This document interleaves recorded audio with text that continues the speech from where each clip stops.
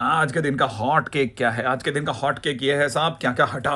सब सारे बच्चे पीछे पड़ गए थे, क्या क्या हट गया सर। अगर देखा जाए तो मैथ्स के अंदर जो जेई मेंस का जो रिड्यूस सिलेबस है 2024 के लिए, उसमें अगर देखा जाए कॉम्प्लेक्स नंबर में स्क्वायर रूट हटा है, ट्रायंगुलर इनइक्वालिटी हटा है, जो कि मेरे को लगता है ट्रायंगुलर इनइक्वालिटी के क्वेश्चन तो फिर भी थोड़ा अच्छे लेवल के हो सकते हैं, बट स्क्वायर रूट का हटना is not a good news for गरीब। अगर देखा जाए तो मैट्रिक्स एंड डिटरमिनेंट के दोनों प्रॉपर्टीज ऑफ डिटरमिनेंट है, मैं 100% उसे झूठ मानता हूँ, क्योंकि इसकी चीजें आपस में लिंक्ड होती है। एलसीडी के ओडी के अंदर अगर देखा जाए मीन वैल्यू थ्योरम हटाया है, ठीक है, मतलब अभी के लिए अच्छा है, लेकिन एडवांस के लिए अच्छा नहीं है। टेंजेंट नॉर्मल काटना भी अच्छा नहीं है, बट हटा दिया, चलो गुड है। इधर देखा था तो मैथमेटिकल इंडक्शन हटा दिया, रीजनिंग हटा दिया। रीजनिंग हटना बिल्कुल भी अच्छा नहीं है गरीब आदमी के लिए, क्योंकि ये इकलौता ऐसा चैप्टर था जिससे बड़ी उसका आस थी कि अच्छा अच्छा सा क्वेश्चन आ जाएगा। डेफिनेट इंटीग्रेशन के अंदर लिमिट एज सम एक इंपॉर्टेंट टाइटल था, मैं अभी भी कहूंगा आप तैयारी करके रखना, एडवांस में फिर काम आएगा। ठीक है, फिर भी आप अब ये जितनी चीजें उन्होंने हटाई है वो सारी की सारी हो सकता है कि जेई मेंस पेपर 2 के अंदर वो रिवाइज करें अपनी चीजों को कि हमने क्या सही किया क्या गलत किया। अच्छा, डिफरेंशियल इक्वेशन की अगर बात की तो फॉर्मेशन ऑफ डिफरेंशियल इक्वेशन बेकार सा टॉपिक था, हट गया, चलेगा। फैमिली ऑफ स्ट्रेट लाइन हट गया, कोऑर्डिनेट ज्योमेट्री के अंदर चलेगा, गुड है, कोई बुरी बात नहीं है। अच्छा, मैंने एक और चीज भी देखी, उन लोगों ने टेंजेंट के ऊपर कोई बात नहीं करी है।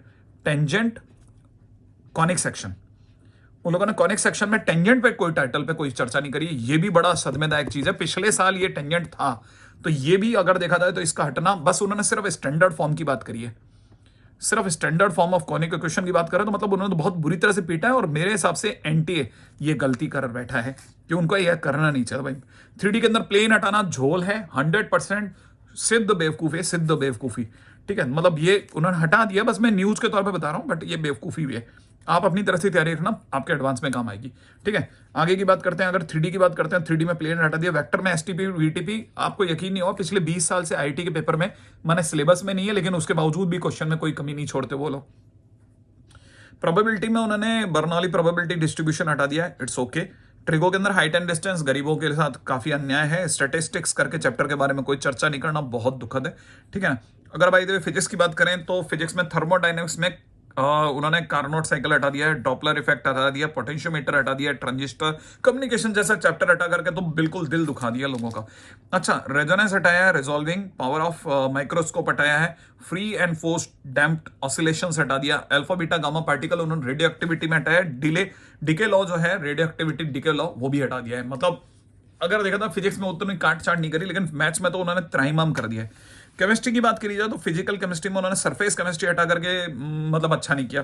कई बेचारे गरीब बच्चे जो थे इसके दम पे जी सकते थे, लेकिन अभी जो भी है, गैसेस स्टेट सॉलिड स्टेट हटाया है, इनऑर्गेनिक के अंदर उन्होंने हाइड्रोजन हटा दिया है, एस ब्लॉक एलिमेंट्स हटा दिया, मेटलर्जी हटा दिया है, जो कि वापस मेरे को लगता है कि शायद लास्ट के अंदर आते आते स्टूडेंट ये पढ़ ही लेता था।